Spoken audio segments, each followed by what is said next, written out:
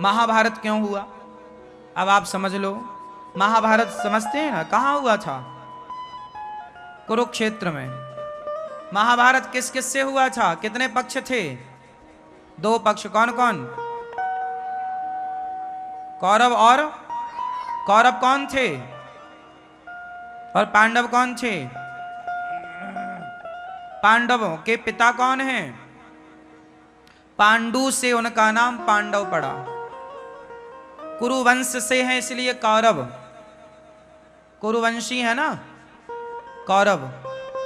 धृतराष्ट्र के जितने पुत्र हैं सब कौरव कहे जाते हैं। धृतराष्ट्र और पांडु सगे भाई हैं, पिता एक है, माता अलग अलग है। धृतराष्ट्र और पांडु के जो पुत्र हुए वही पांडव और कौरव कहलाए।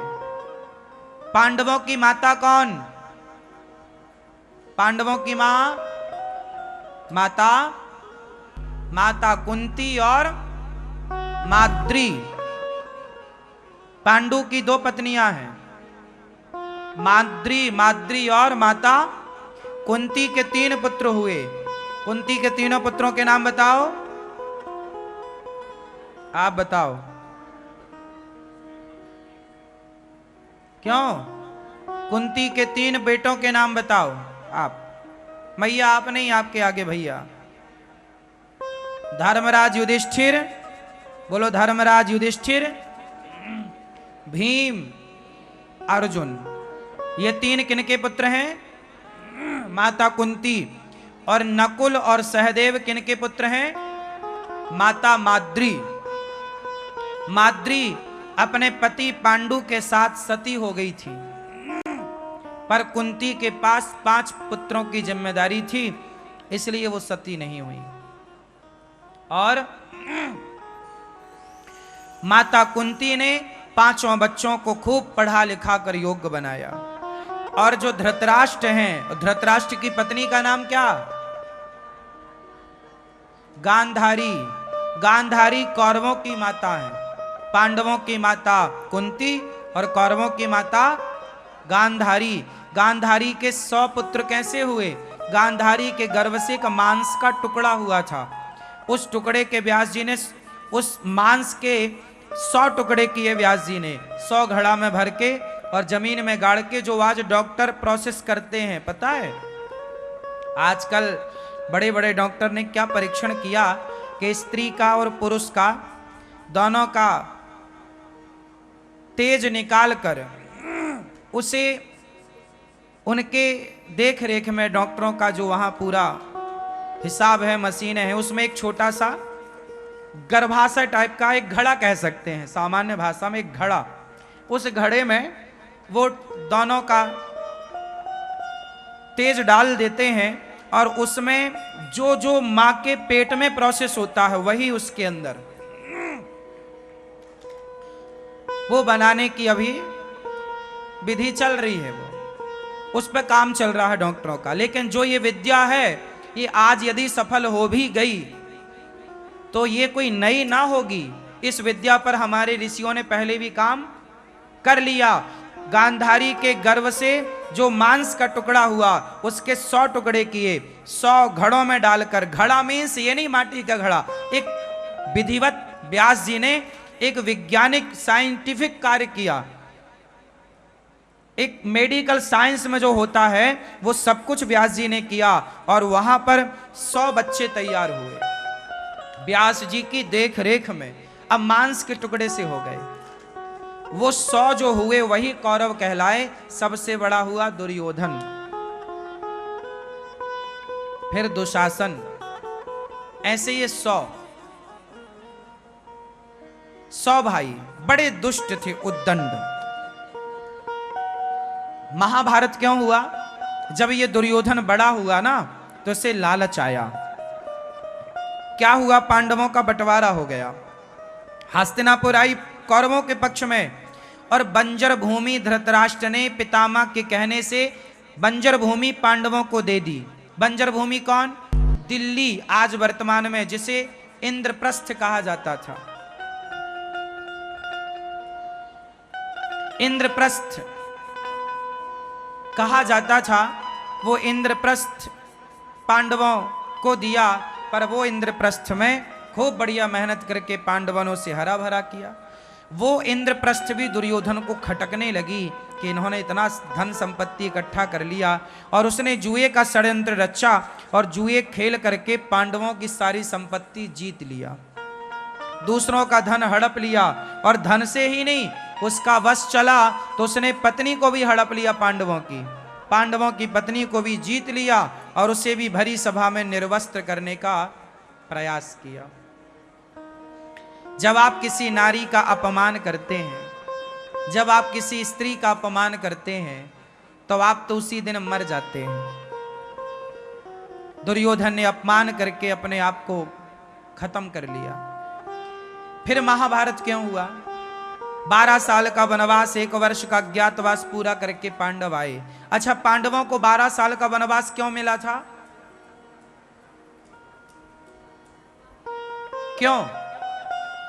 क्यों मिला था?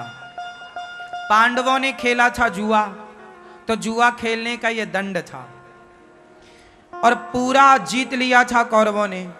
और जब सारा जीत लिया तो फिर जब द्रौपदी का अपमान किया तो द्रौपदी ने श्राप देने के लिए जल उठाया, तो धृतराष्ट्र डर गए कि कहीं कुंती ये द्रौपदी श्राप दे के मेरे बच्चों को नष्ट ना कर दे। तब धृतराष्ट्र ने कहा, अच्छा मैं तुम्हारा सारा जीता हुआ राज्य वापस करता हूं, पर एक शर्त रख दी कि 12 साल का वनवास पूरा करके आओगे और 1 साल का अज्ञातवास पूरा करके आओगे, तब तुम्हें राज्य दिया जाएगा। जब वो पूरा करके आए तो उन्होंने मांगा कि भाई अब हमारा राज्य दे दो। तो फिर इनकी नीयत बिगड़ गई दुर्योधन और धृतराष्ट्र की। इन्होंने कहा ना देना पड़े तो अच्छा है, तो देना ना पड़े इसके लिए महाभारत की रणनीति बनी। क्या है? जब आप दूसरों का धन हड़पते हैं तो नाश तो होगा, और आपको क्या लगता है कि जी हम हड़प लेंगे और हमारा कुछ ना बिगड़ेगा ना। दुर्योधन ने पांडवों का धन हड़पना चाहा। भगवान शांति दूत बनकर गए समझाने के भाई युद्ध करने से समाधान ना होगा, पांडवों को 5 गांव दे दो, पांडवों को 5 गांव दे दो। मांगा भगवान ने कि 5 गांव तो दे देना चाहिए, लेकिन दुर्योधन बोला कि 5 गांव क्या, सुई की नोक बराबर मैं देने को तैयार नहीं हूं। भगवान ने कहा कि सुनो दुर्योधन, वो पांडव ना 12 साल में और मजबूत हो गए हैं। भाई जंगल में जो आदमी रहता है ना, शहर में रहने वाले से जंगल में रहने वाला ज्यादा ताकतवर होता है। क्यों जी, बात सही है? आप शहर के आदमी को गांव के किसान से लड़ा दो, बादाम काजू खाने वाला शहर का आदमी और नमक रोटी खाने वाला किसान लड़ाओ, कौन जीतेगा? गांव का आदमी जीत जाएगा। शहर का आदमी कमजोर होता है, उसकी हड्डियां कमजोर हो जाती हैं, ज्यादा सुख सुविधाएं ना आपको खोखला कर देती हैं। विश्वास ना हो तो लड़ लेना। गांव का बूढ़ा 80 साल का भी, गांव का हो बिल्कुल शुद्ध रोटी खाने वाला, गांव का किसान, ताकत उसमें होती है, हाँ या ना? मेहनत करता है ना, दिन भर खेत में काम करता, मजबूत होता है। और आप दिन भर घर में एसी में पूरा दिन कमरे के भीतर, तो आपको क्या लगता है आप जितनी सुविधाएं पाते हैं उससे आप कमजोर होते हैं। अच्छा, पांडवों की ताकत ज्यादा थी, कौरवों की ताकत, अच्छा कौरवों की ताकत ज्यादा थी, पांडवों की कम। बात सही है कि गलत है? ताकत किसके पास ज्यादा थी? शक्ति। कौरवों के पास ज्यादा सेना थी, कौरवों के पास ज्यादा सेना थी, अस्त्र शस्त्र ज्यादा थे, योद्धा ज्यादा थे, हाथी घोड़ा ज्यादा थे। पांडवों के पास ना तो सेना थी ना बहुत ज्यादा अस्त्र शस्त्र थे, है ना? लेकिन कौरव लोग ना कमजोर हो गए थे महलों में रह रह के, और बरसों तक वन में घूम घूम बाधा विघ्नों को चूम चूम सह धूप घाम पानी पत्थर पांडव आए कुछ और निखर, सौभाग्य न सब दिन सोता है, देखें आगे क्या होता है। पांडव और निखर गए ना। जब आपको तकलीफ मिलती है ना साहब, आप मजबूत होने स्टार्ट होते हैं। इसलिए दुख जरूरी है, क्योंकि सुख आपको कमजोर करता है, जबकि दुख आपको मजबूत करता है। राम जी भी 14 साल वनवास में रहे, तब रावण को मार पाए, और पांडव भी 12 साल वनवास में रहे, तब कौरवों को मार पाए। क्या मतलब है इसका? शरीर की शक्तियों को प्राप्त करने के लिए कम से कम 12 साल की तपस्या चाहिए। ये नेचुरल है। 12 साल आप ब्रह्मचर्य का पालन कीजिए, 12 साल आप त्याग कीजिए संसार के सुखों का, आप इतने स्ट्रांग हो जाएंगे, कोई पत्थर हो जाएंगे आप लगभग। इन 12 सालों में पांडव सोए नहीं, 12 सालों में अपनी शक्तियां जुटाते रहे। समझदार कौन है? जो अपना काम करता रहे। पांडवों को, कौरवों को क्या लगा कि पांडव वनवास गए? पांडव वनवास नहीं गए। उस वनवास के दौरान अर्जुन ने शिव उपासना करके शंकर जी को प्रसन्न किया और शिव जी का वो पाशुपतास्त्र प्राप्त किया। उसी दौरान यक्षों को प्रकट करके नाना प्रकार की शक्तियां अर्जित करी अर्जुन ने, और अपनी शक्ति बढ़ाई। अपनी शक्ति बढ़ाने में समय लगाओ, आप अपना पावर बढ़ाओ, आप अपनी शक्ति बढ़ाओ। यदि युद्ध जीतना है तो शक्ति चाहिए, पावर चाहिए। पांडव 12 वर्षों तक वन में घूम घूम कर आए। भगवान कहते हैं मैत्री की राह बताने को, सबको सुमार्ग पर लाने को, दुर्योधन को समझाने को, भीषण विध्वंस बचाने को भगवान हस्तिनापुर आए और पांडवों का संदेशा लाए। भगवान ने कहा दुर्योधन, पांडवों को हल्के में मत लो, पांडवों का राज्य लौटा दो।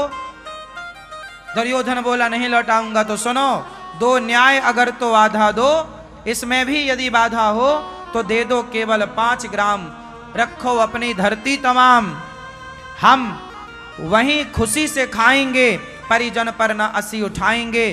दुर्योधन वह भी दे न सका, आशीष समाज का ले न सका, उल्टे हरि को बांधने चला। उल्टे हरि को बांधने चला, जो था असाध्य साधने चला। जब नाश मनुज पर छाता है, पहले विवेक मर जाता है। विनाश काले विपरीत बुद्धि। इसलिए मैं आपसे कहूं एक बात, पांडवों की तरह चोरी चोरी चुपके चुपके आप लोग भी अपनी शक्तियों को बढ़ाओ। शक्तियां कैसे बढ़ती हैं? शक्तिशाली कौन? बोलो, शक्तिशाली कौन? बोलो। शक्तिशाली होने के लिए 2 चीजें चाहिए, एक चाहिए धर्म और एक चाहिए धन। धर्म के हिसाब से धन, धर्म की शक्ति धन की शक्ति से बड़ी है। यदि आप चरित्रवान हैं ना, तो आप दहाड़ सकते हैं। आप चरित्रहीन हैं तो आप दहाड़ नहीं सकते। तो पहली शक्ति किसकी? सेल्फ कॉन्फिडेंस तो होना चाहिए। खुद का विश्वास तो, आत्मविश्वास तो हो ना। आप चरित्रहीन होंगे तो आपके अंदर आपका कॉन्फिडेंस ना होगा। इसके लिए पतिव्रता, रावण सीता मां को चुरा के ले गया लंका में। फिर रावण आया सीता मैया के पास, तो सीता मैया ने क्या किया?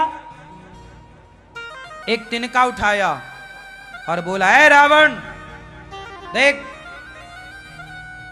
तृण धरी ओट कहत वैदेही, सुमरी अवधपति परम स्नेही। ए रावण रुक जा। पूरी लंका के अंदर अकेली सीता मां ने एक तिनके के सहारे रावण जैसे लंकापति को रोक दिया, हे रावण आगे मत बढ़ना, और रावण की हिम्मत नहीं हुई कि सीता मां का स्पर्श कर सके। लंका में थी ना सीता मां, चुरा के ले गया।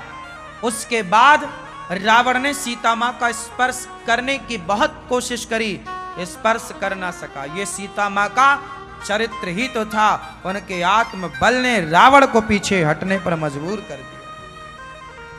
तो पहला बल धर्म का बल। कौन सा बल?